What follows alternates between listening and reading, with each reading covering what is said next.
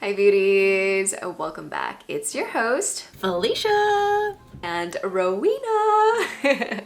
Over the years, we've talked more and more about having a streamlined skincare routine with only what's essential for our specific skin types and concerns. So we really want to dive deeper into each of the steps and share with you guys how to simplify it and make it more effective. Do we really need double cleansing? What's the best way to apply and reapply sunscreen? Do we really need toners and serums? So we'll share with you guys what we've found and then share obviously our personal tips. And as you guys know, we love bringing on special guests to further share with you guys industry knowledge. So we thought we'd have Holly from Supergoop on, and she's going to share with you guys some awesome and interesting facts about vitamin C, which is our all-time favorite ingredient, and also sunscreen. So make sure you stay for that portion. And we want to thank Supergoop for sponsoring a portion of this to share with you guys their new baby. It is so awesome. And without further ado, let's get started with cleansing. Dun, dun, dun, dun, dun, dun, dun, dun, dun, dun, dun, dun.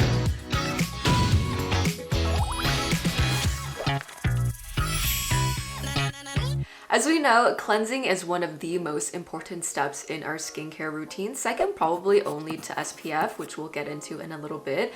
This most people seem behind, but what is dividing experts and enthusiasts alike is whether we need to cleanse twice a day. There's a few things, right? Like if you exercise, obviously, like you'll probably want to cleanse after you go to the gym or you have a big workout, because that's kind of nasty to leave like sweat and grime on your face. And then you have your everyday folk who might just be like, you know, you and I, now that we're all kind of like staying home more, do we need to cleanse twice? And also not to get it confused with double cleansing, because double cleansing is a method within the cleansing. So what we want to talk about today is, do we need to stick to this really solid and rigid morning cleanse and then a night cleanse? But before we do that and share with you guys our personal thoughts on it, let's talk a little bit about why we even need to cleanse. Why we even need to cleanse. All right, let's take it back a little. I don't know. If we look at our skin from the innermost layer to the outermost layer, we have our dermis, our epidermis, a lipid barrier, an acid mantle, and our microbiome. So our skin naturally produces oils like amino and fatty acids, and there's also a colony of good and bad bacteria living on the outermost surface of our skin, and everything's just living and existing in harmony at their best. So now the cleansers are formulated at a pH level that's really close to our skin. So it almost feels like you're washing it, but you're not really changing, or it just feels comfortable, right? Like the Lagom gel water, the Then I Met You, the Krave beauty. And one of the most detrimental things we can do to our skin is actually in the cleansing kind of phase of our routine, where we're using a cleanser that's too drying, right? And it's leaving it dry and kind of exposed, and then you need to do more work to kind of recuperate the hydration, but also over cleansing in terms of how many times. So this is our question. These days, you know, now that we're at home, we're not really going out as much. I've been only cleansing like a real cleanse at night, and during the day using either a cleansing water or just kind of not really cleansing, like splashing my face with water or just not touching it at all. What are your thoughts on kind of skipping that morning routine? So with cleansing, I feel that nighttime cleansing is a must. Like I need to wash my face after a long day, no matter if I'm home all day or if I'm outside, especially if I'm wearing makeup or SPF. That being said, usually for most of my life, I also clean my face in the morning, but this year I did start pushing the envelope to see if I really need morning cleanses or not. And I found that on the days that I wake up with normal skin, and by normal I mean very dry and dehydrated skin that's not oily, I can get away with just using a splash of water or putting cleansing water or micellar water on a cotton pad and gently, you know, kind of wiping my face. On the days that I wake up with an oily film over my face, I found that I need to actually wash my face with a very gentle cleanser like the Lagom, so that I can have a good foundation, like a good plump, hydrated, non-oily and sticky foundation for all my other skincare products to be able to apply as usual and like beautifully glide over my face. Yes. So same here. You know those first 10 minutes of when you wake up, it's like you got Botox or something. Everything is so like taut and plump, like you're very youthful and your skin is glowing and gleaming.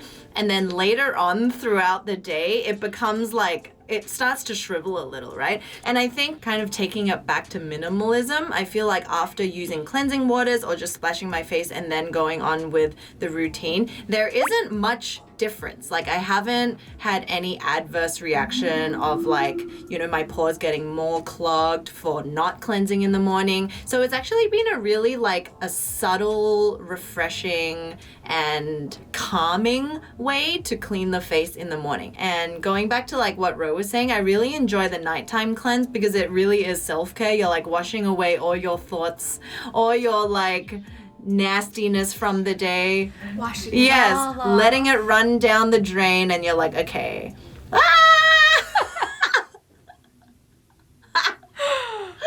Just like that. The AirPod down the drain. As always, a general rule of thumb is less is more when it comes to skincare. Take the time to get to know your skin and don't be afraid of trying new things. Maybe you try skipping cleansing in the morning for a week and you absolutely love it. Or maybe your skin absolutely does not tolerate it and you just go back to cleansing in the morning.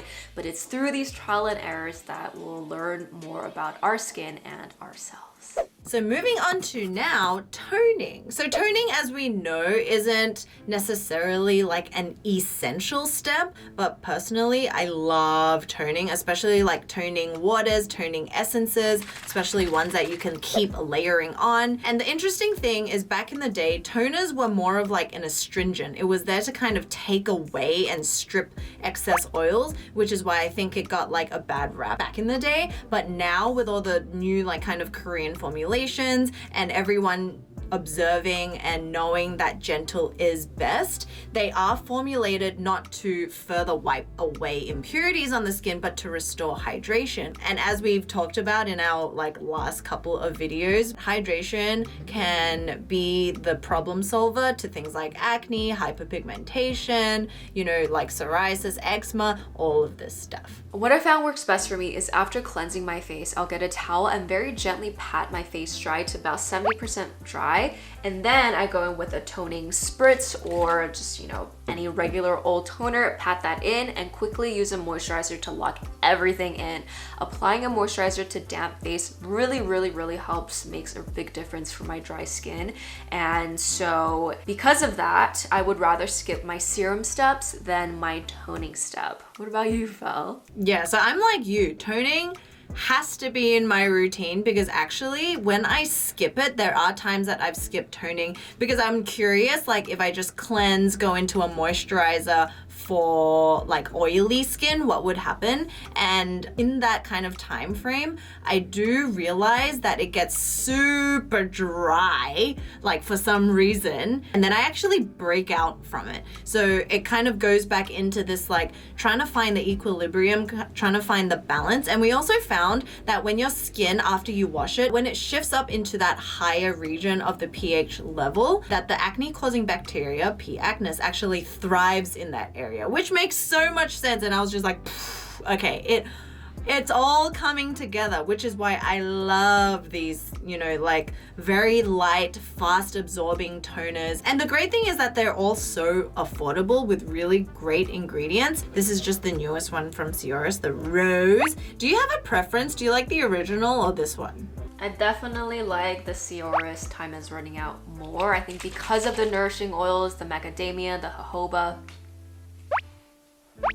They do contain slightly different oils, like this one has argan oil and rose flower oil, so if that's something that you guys enjoy, that's like one of the differences. There's the ginseng, and ginseng, as we know, is a really great traditional, has been around for years and years kind of ingredient, and this one also helps very subtly with hyperpigmentation. It's got 80% of the ginseng root water and 2% of the niacinamide, and it goes on like a dream. I keep like putting it on and it doesn't get sticky And you don't need to hear me say or talk more about the Haruharu toner, but that one has, you know, the technology that really absorbs deep into the layers of your skin to like inject it, basically pierce through the skin so hydration enters the skin cells and everywhere that it needs to go, and also gives you brightening, like acne kind of mark curing abilities. That's toning for you. So cleansing was one that I can kind of let go, you know, depending on what it is, but toning,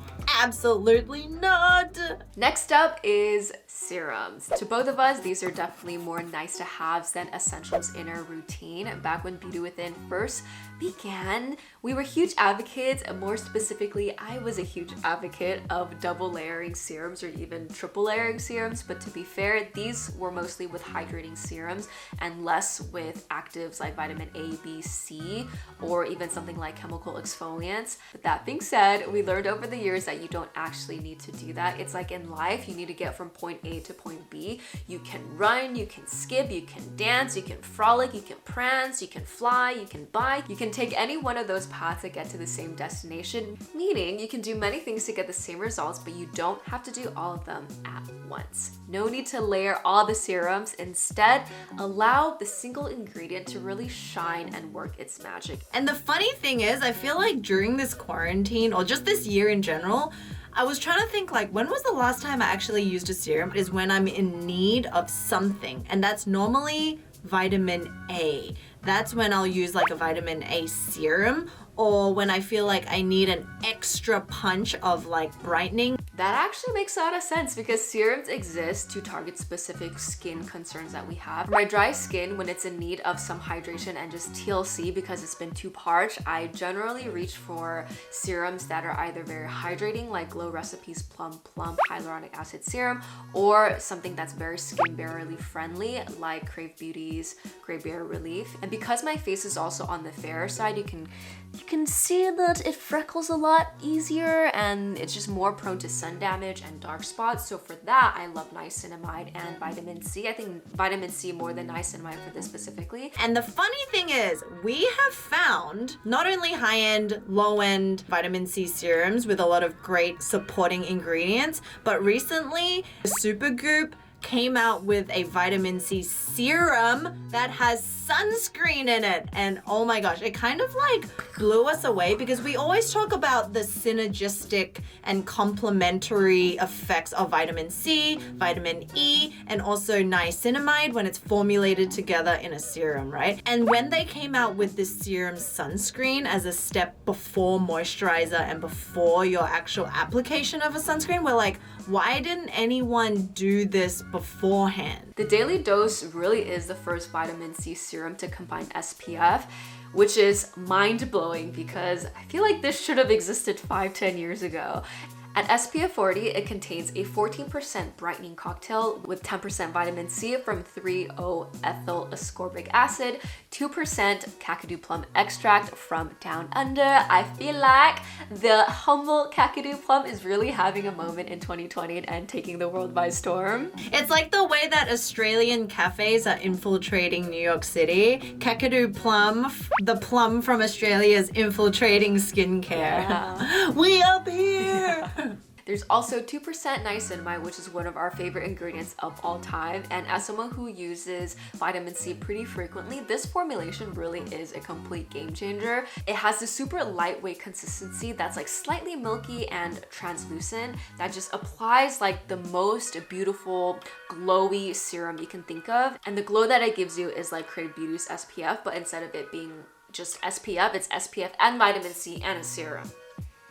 Yeah, when you put it on, it gives you this really iridescent glow. And for my oily skin, like I have it on today because I use primer under my makeup most of the time. It gives you like an iridescent glow that gives you that lit from within look without being oily. And we were talking to Holly, and we'll let her explain a little bit more in just a bit, but she was saying the best way to get full coverage sun protection is not putting a huge glob of it so that it looks white or that it just like feels uncomfortable and thick on the skin. It's actually about layering little by little through your skincare routine and enjoying trying every step of the way, starting from your serum. So by the end, you have a full protected skin without the feeling of it heavy. And we were just like, oh my God. Like, I couldn't understand why people had not thought about this. And it's actually truly inspiring to hear her talk about the formulation and the way it took like 3 years in the making for this, because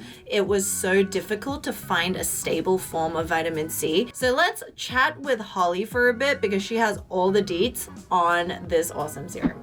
So guys, we're here now with the queen of skincare herself, Holly from Supergoop. We're so excited to have you on, Holly. Of course, thanks for having me. I'm so excited to be catching up with you both. The new launch, the Daily Dose. Can you tell us about what it is and how you came up with the brilliant formulation? In our research, we learned, this is really interesting, that vitamin C, when it's exposed to sunlight without UV protection, it gets completely photoincinerated.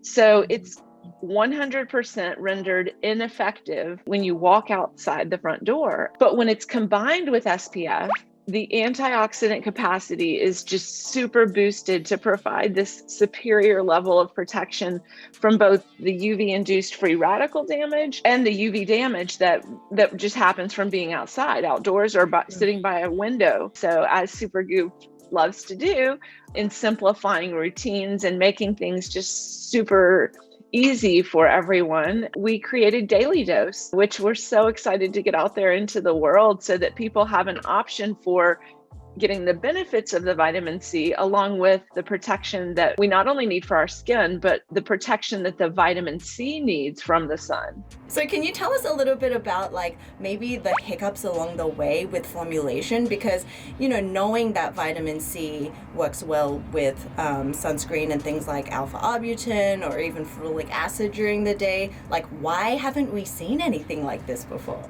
Well, it doesn't actually, not all forms of vitamin C work well with SPF. I think that's why it took close to 3 years to develop this. They're actually notoriously hard to formulate together. SPF and vitamin C, as it turns out, require specific pH environments in order to stabilize both the vitamin C and the active ingredients for the sun protection. And I think, you know, that's one thing very few people realize with SPF being an over-the-counter drug, you are subject to quite a few testing environments in high heat over multiple months. And that's why it can be so time consuming, because it could fall apart in any part of that process. And then you're back to square one and you have to start over. So this was something that we did extensive research and development. And we actually found a special type of vitamin C. And the vitamin C is at a level of, I think the cocktail of vitamin C is 14%, and the pure vitamin C is 10% of that 14%. And so we found one that was able to be effective and just better suited for the SPF actives. But we also added into that the Kakadu Plum, which is a very natural source for vitamin C. It offers the antioxidant benefit, of course, but it also improves the skin radiance and luminosity. And then, of course, I love hyaluronic acid. I think it keeps your skin plump. And as I get older, I realize how important it is to keep a youthful look in just keeping your skin hydrated and plump and healthy and smooth. And then also in that complex is the niacinamide, which helps even out the skin tone. And what we found was most people that look to vitamin C for the benefits are really wanting to fade those age spots and give a more even skin tone. Niacinamide also helps reduce the appearance of pores. And so it was the perfect addition to this cocktail. Sounds like a dream. Yeah, honestly, this formulation is an absolute dream. And I think a lot of our viewers and people just in general consuming skincare, they're like, can I use niacinamide with vitamin C? Like, that's one of our top questions. But just having it formulated together and knowing that it's been tested and vetted and it's taken 3 years to develop, you know that you can trust in this. Whereas I think people, when they try to become chemists at home by themselves, it can get a little confusing. Yes, and I think, vitamin C serums too tend to be expensive. And so if you're not wearing SPF with your vitamin C, you're really just throwing your cash out the window, because it's photo incinerated the minute you walk out the front door. It's no longer effective in any shape or form. Wasn't that fascinating? We've always known vitamin C and SPF were a match made in heaven, but to that extent, It's like Captain America's shield. That's literally what it is when vitamin C is paired with sunscreen. And it's crazy what she was saying about like if you use any of these like vitamin C's and you don't pair it with a sunscreen, they're instantly rendered like ineffective as soon as you walk. It's like a vampire that walks into the sun. It's just like It really is. So wrapping up serums, our tips would really be find one that really helps with one skin condition that you want to fix first. Obviously, I think we can always name like a bunch of different things we want to change, but you know, one that sticks out. Moving on to moisturizers. We feel like moisturizing is like the Switzerland of skincare. It's probably the least controversial step in our whole routine, meaning that there really aren't any bad moisturizers. It's more so taking the time to find one that works for your skin type. For example, if you have oily skin and use a really thick cream that's filled with nourishing oils, then your face is probably gonna hate it because it's suffocated and it's probably gonna break out. And if you have really dry skin and you're using a lightweight gel moisturizer, then your skin probably is going to be very upset and the skin barrier may be even more compromised because your skin is already dry and it's not getting the nourishment that it needs, and irritation will occur or there will be some sort of inflammation. Yeah, so the goal with moisturizer, obviously they're formulated with occlusives, emollients, and humectants because they're there to give you light hydration. You know, like our toning step should have done that. But what you want the moisturizer to do is to seal it all in. So I think the main tip is you want to find something when you apply it, you don't want it sticky. Now the stickiness comes down to your skin type. Ro and I did a swap, a routine swap. And I think for the most part that worked pretty well because, you know, a lot of the ingredients that we use do cross different skin types and conditions. But the moisturizer was the one that like had me a little bit concerned because if you guys can't remember, I used her Lotus, what was it? The Lotus cream. Their trusty fresh Lotus Youth Preserve Dream Night Cream. So for Ro, that one is magical, right? Your skin just drinks it up, it gives it a glow, and it's not overly like, it's not sitting there. Not at all. It sinks in very beautifully and my skin just absorbs it. And then when I use that same moisturizer for my more combo oily skin, literally I was sticking to everything, like my hair, my pillowcase, my pajamas, and by the end of it, it was kind of all rubbed off because it just didn't sink in the way that it did for you. So those are kind of like the little things that you want to look out for when you're looking for a new moisturizer or trying to discern whether this one is for you. The feeling should leave you almost skin-like and just maybe a little bit more because obviously you have something on your skin. So for me, like it was the matcha pudding, it was the Glow Recipe banana souffle that I love. That gives me that skin-like finish without it being greasy. For me, it really comes down to long-lasting hydration and looking for ingredients like fatty acids or even ceramides in the moisturizer to give me that much needed hydration. So for example, this cream, as you guys know, has completely blown me away this year and it was my most gifted product of all time. I actually bought over like 5 of these and recommended another 5 to other people to buy for their friends. So love this. And as you guys know, the Make Prem Save Me cream with 12 ingredients is also amazing for my very dry, dehydrated skin. And I have a whole video, if you guys are wondering, for the more like oily side. Ro has her dry recommendations. So these aren't to say that you have to buy all of them. Like we hope you're not doing that, but they're just kind of like a guidebook, you know, coming from our separate kind of skin types. All right, now moving on to the last step of the skincare routine during the day anyway is sunscreen. Not even arguably the most important step, but it is the most important step for everything. Anti-aging, for reducing hyperpigmentation, for really just retaining our youthful skin at any given time. You know, we get comments about like, oh, I started skincare late, what can I do to catch up? Or I'm only 15 or 14, what can I do? Sunscreen. Like that is a no-brainer that everyone should find. And I think there's a lot of different discourse about like, you know, different types, the chemical versus physical. But what it comes down to is always one, how you're applying it, how you're layering it, and also finding one that you love. So recently we found out some new info. Yes, so I recently watched a video from Lab Muffin talking about how much sunscreen you need to put on your face and why you need that much. So just showing you guys, I think this is basically how much you really need. 2 finger lengths full of sunscreen. And the reason why we need this much sunscreen is because our face is bumpy and there's natural valleys as well as hills. So the valleys need to be filled before the tops of the hills will be filled. So if you don't apply enough sunscreen, the coverage won't be even. I was also looking at kind of Steven's posts about sunscreen, and there was a study that he was referring to about how often we should apply, and they put some sort of like LED mixture into the sunscreen of the test subjects to measure like how much sunscreen would just evaporate during a course of a day.